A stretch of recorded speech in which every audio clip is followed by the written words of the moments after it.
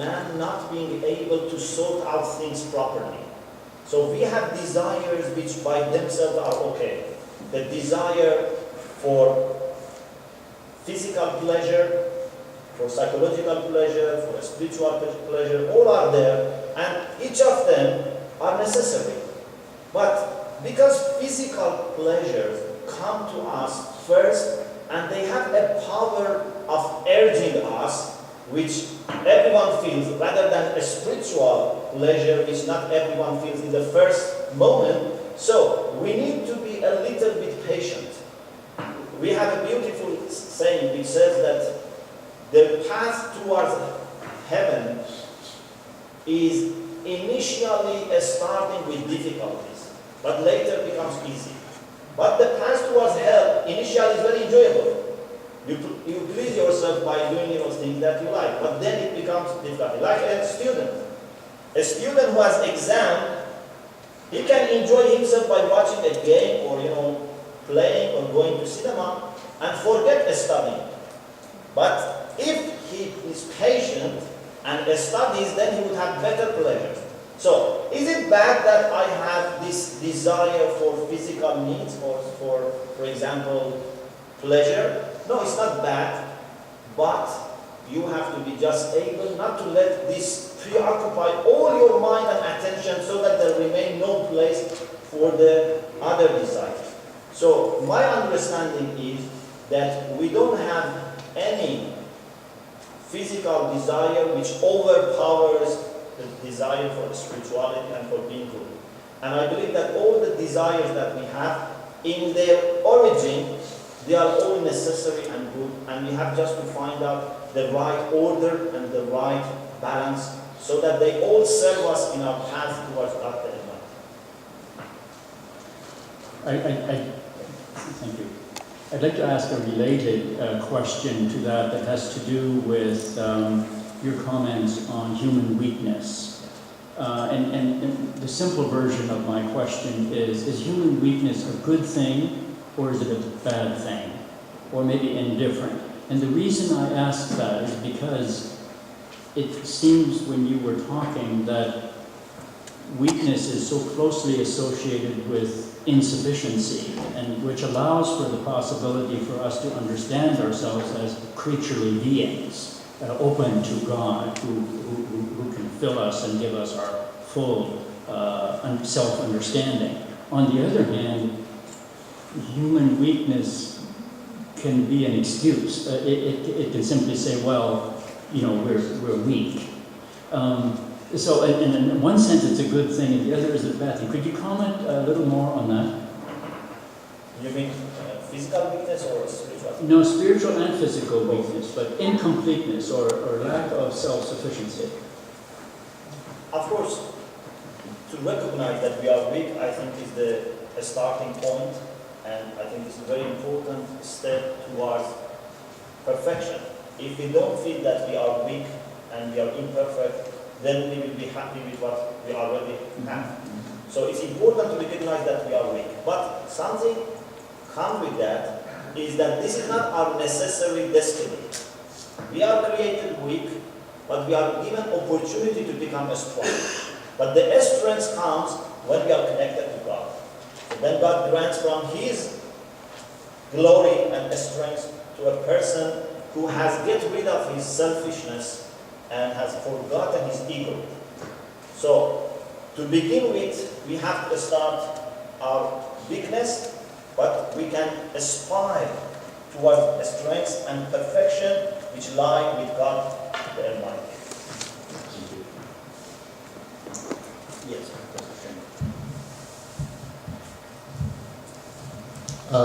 I very much appreciate your paper. Every point here could merit a day's discussion. Very provocative paper, very insightful. You talked about God imparting His Spirit into man, and in this very interesting comment here, there is a spiritual element in human beings which is so valuable that God attributes it to Himself. Of course, God has no spirit, so that it can be given to man. It is to honor the human spirit that God, so forth. So God has no spirit, and yet he attributes his spirit to man. What does this mean? In what sense does God impart his spirit? And then in what sense does God have no spirit? I'm not quite following there. God doesn't attribute his spirit to man. God attributes man's spirit to himself. So God has no spirit, but he has created a spirit for man. But he says, this spirit is my spirit. And this is to honor. We have in Arabic what we call al-idafa al-tashrifiyya. Sometimes we attribute something to someone just to honor that. So, for example, as I said, we say Kaaba is the house of God. God has no house. But this is to honor Kaaba. So God says among all different places, there is a special affinity, a special relation between this place and me. So I call him my. Or for example, God says that human beings are my people.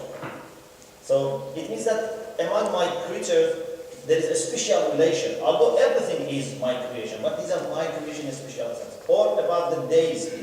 So God has no spirit because we believe that God is simple. God is absolutely simple. Even God has no quiddity in contrast to existence. Muslim philosophers have made it very clear that God even is free from quiddities. Perfect, absolute being.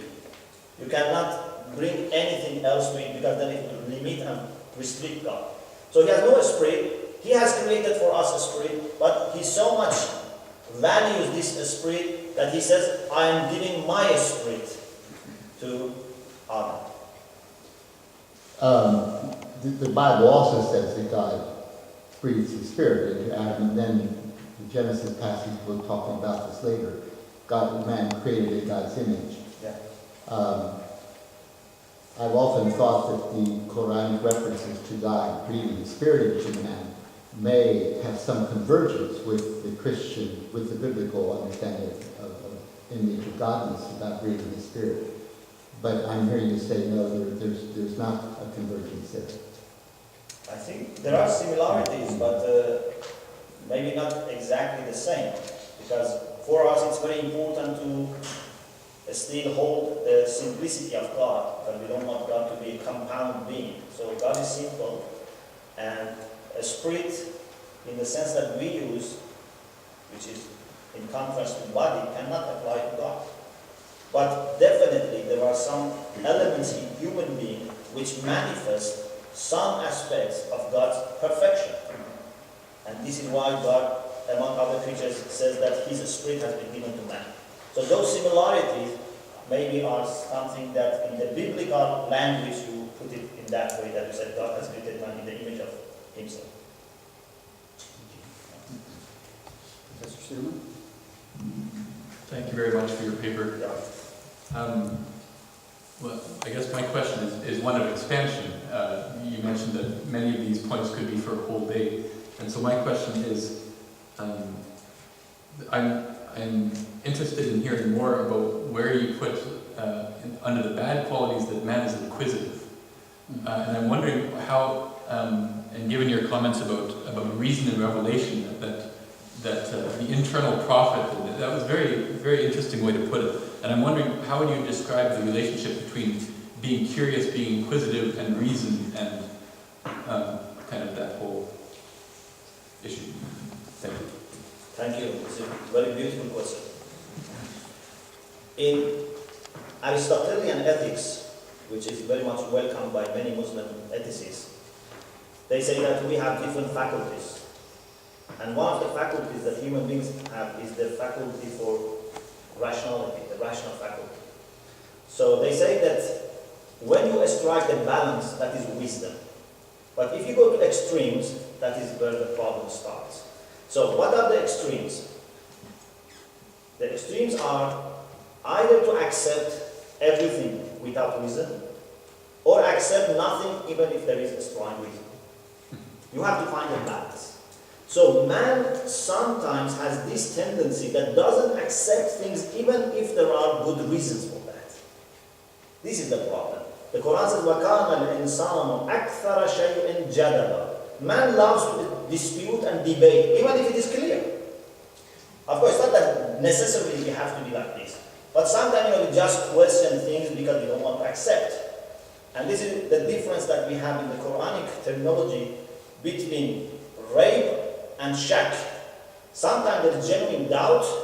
Sometimes I enjoy to doubt. I want to doubt.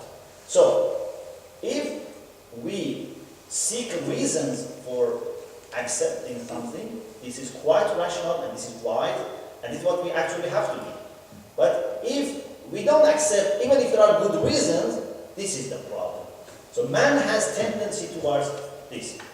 Abyssinia has two beautiful things which are very nice, and I always remember these two things, and I hope to be always in my mind to follow. He says that whenever you hear something and you don't have ability to prove it or disprove it, leave it somewhere so that maybe in future you find some way to make a correct judgment about that. This is one point.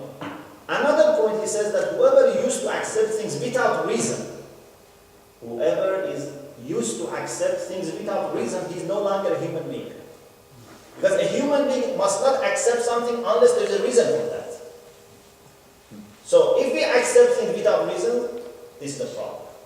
So we are not saying that man is bad because he's curious or wants reason. No, we are saying that there is a tendency in man that may continue questioning while there are enough evidence there. This is the problem. Thank you.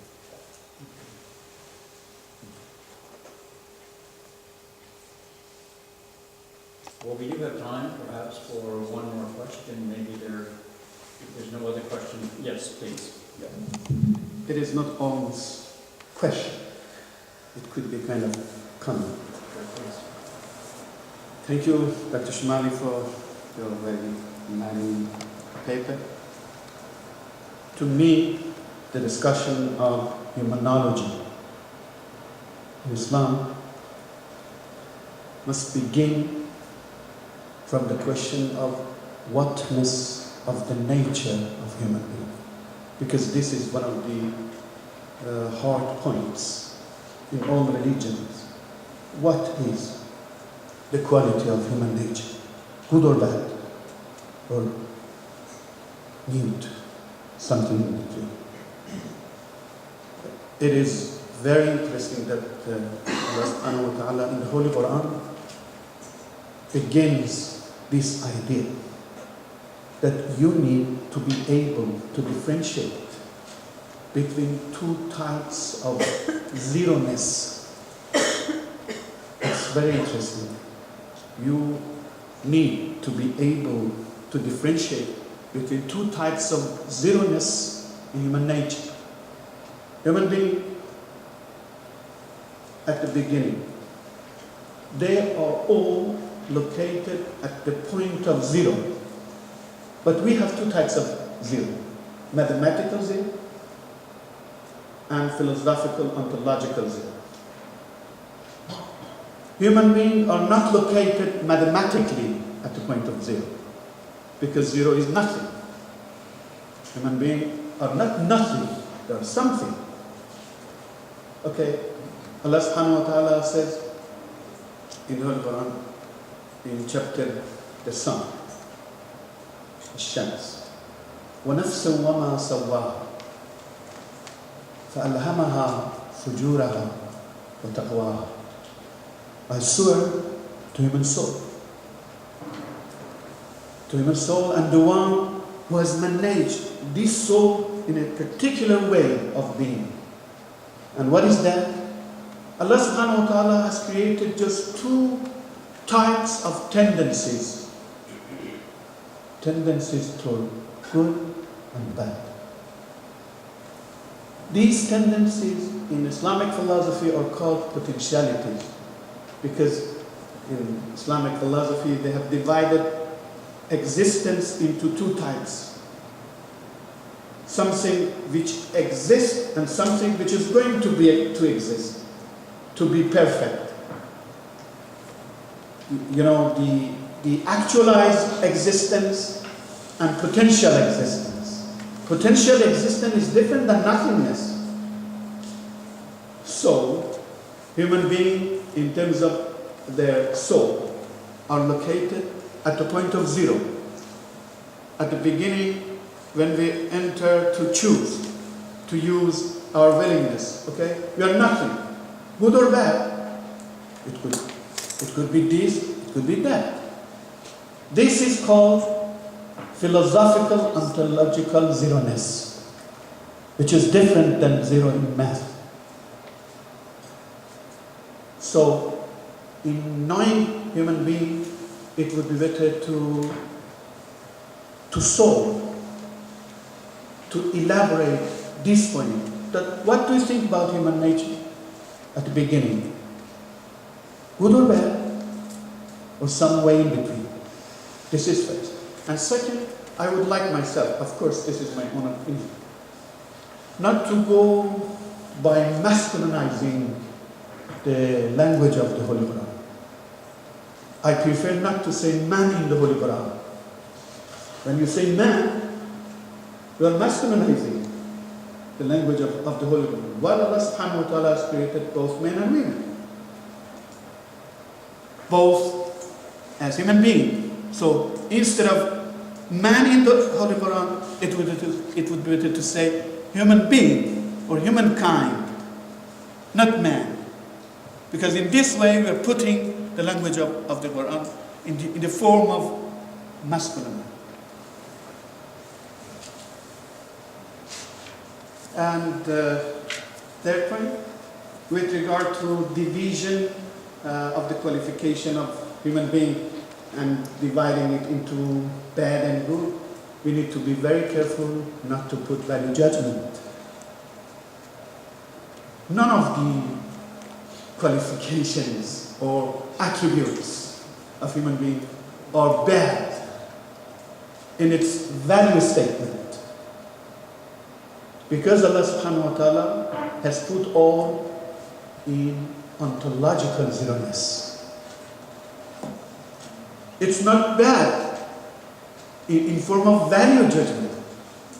They are us. We are this. It's with us. We can do nothing. But we have the way to form. So Allah subhanahu wa ta'ala is the creator, but potential being. And we are the creator of our destiny and our personality. And I believe in our human qualification we need to begin with free will. Thank you, Dr. Shomali. Our time has come to an end for this paper. Thank you very much, Dr. Shomali, for your presentation. We will now take a 5-minute stretch break. Don't go away. We are going to start again in 5 minutes, wherever you are. So.